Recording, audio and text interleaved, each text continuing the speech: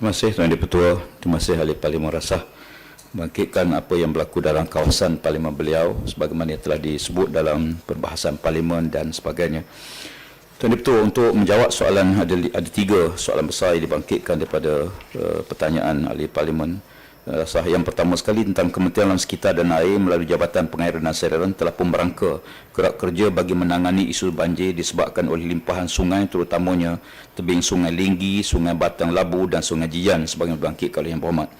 Bagi tujuan itu, projek pembangunan lembangan sungai bersepadu atau PLSB telah pun dirancang bagi mengatasi ketidakupayaan sistem saliran kawasan tadahan sedia ada untuk ditingkatkan bagi mencapai tahap perlindungan sehingga 100 tahun ARI. Sebelum ini 50 tahun. Sekarang kita tingkatkan sekali ganda 100 tahun ARI. Untuk Sungai Linggi, sebagai kesambungan pada projek PLSB Sungai Linggi fasa 1, 2 dan 3 yang telah pun siap masing-masing pada Disember 2012, September 2013 dan fasa 3 siap pada September 2016. Manakala projek PLSB Sungai Linggi fasa 4 sedang berjalan.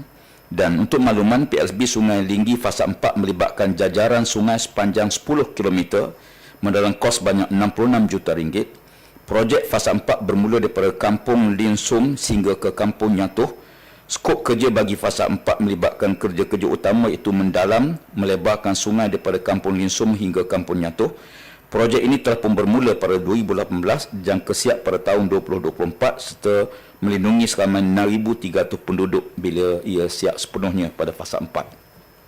Manakala projek PLSB Sungai Linggi fasa 5, sambungan daripada projek tersebut, bermula di hilir Sungai Linggi ke Kampung Nyatuh sehingga Kampung Jerlang di arah Seremban sepanjang lebih kurang 21 km panjang jajaran sungai tersebut dan beberapa cabang anak sungai lain seperti Sungai Temiang, Sungai Kepayang, Sungai Kayu Ara dan beberapa anak sungai kecil lain mengalir ke Sungai Linggi.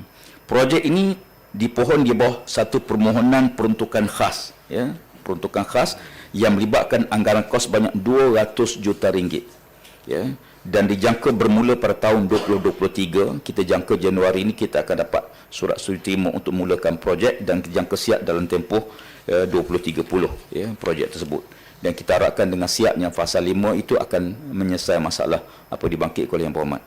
Bagi Sungai Batang Labu, untuk mengatasi masalah banjir di Sungai Batang Labu pula, pihak KASA telah memohon peruntukan untuk pelaksanaan projek rancangan tempatan banjir di bawah RMK ke-12 pada tahun 2023. Tahun depan kita masuk RP3.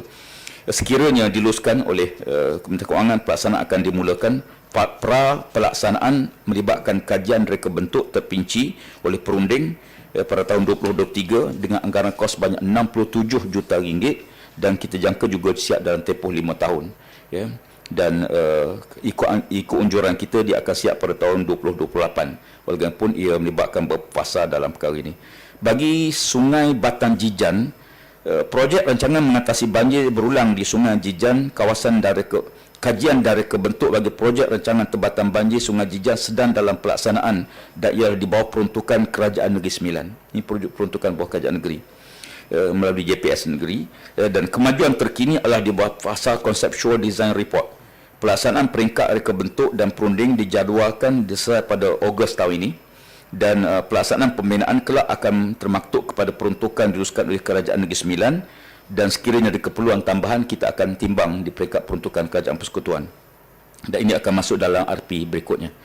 Sebagai langkah quick win ataupun penyelesaian jangka pendek dan sederhana, sejumlah peruntukan melalui pemeliharaan sungai bagi mengurangkan risiko banjir menggunakan peruntukan Kerajaan Persekutuan dan pengurusan sungai menggunakan peruntukan Kerajaan Negeri akan digunakan bagi melaksanakan kerja-kerja sebut harga di sungai-sungai tersebut.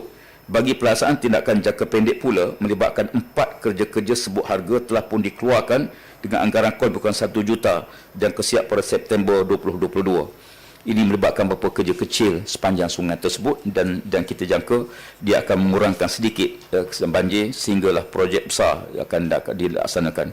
Bagi tindakan jangka masa sederhana, Kementerian akan membina dan melibatkan kerja-kerja penyelenggaraan dan pemeliharaan sungai tanpa melibatkan kos atau peruntukan Kerajaan Negeri Sembilan. Dan khusus kerja-kerja ini akan dilaksanakan dengan kaedah timbal balik hasil daripada pengeluaran, pengalihan dan pengangkutan bahan batuan di jajaran Sungai Linggi dan dalam masa terdekat. Maksudnya kita akan gunakan aset yang sedia ada dan kita kontra dengan projek yang akan kita laksanakan di sepanjang Sungai Linggi, dengan harapan bahawa apa yang kita buat ini insya-Allah dapat mengurangkan masalah banjir di kawasan Parlimen Rasah sebagaimana dibangkitkan oleh Yang Berhormat.